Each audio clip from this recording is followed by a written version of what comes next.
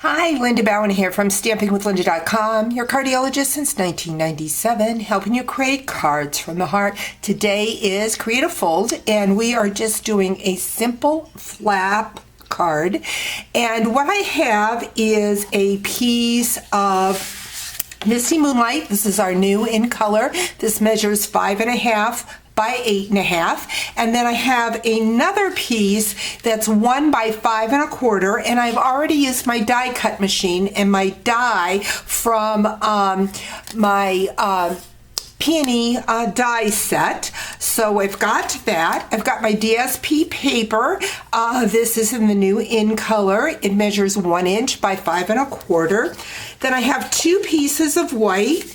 One is 4 by 5 1/4, and the other one is 2 3/4 by 5 1/4. I also have my in color enamel dots. So let's go ahead and get started. I am going to grab my trimmer, and we are going to score this card at 1 1/4, and finally at 4 1/4.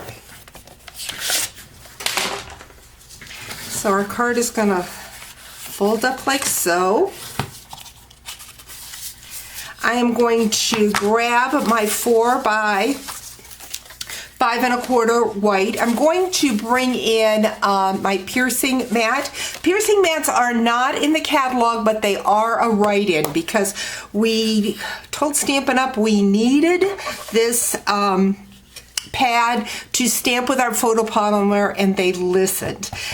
So very excited about that. I am using that Moonlight ink and the words from the Ornate Thanks, and I'm just going to stamp that at the bottom. It says, "From the bottom of my heart." And the reason I'm stamping this first is because if I make a mistake, I can flip it over since I'm going to be layering that. And the same way with this piece, I am going to use the So Grateful. I see I may not have that on straight, so let's go ahead and line that up with our grit paper to make sure that I have that on straight. There we go. And I'm going to stamp that up towards the top of that 2 3/4 by 5 1/4. When you use that piercing mat, it just makes for a nice crisp image. So I've got my stamping done. Next, what I'm going to do is I'm going to grab my adhesive, and I'm going to add adhesive on the back side of my flap. And I'm going to place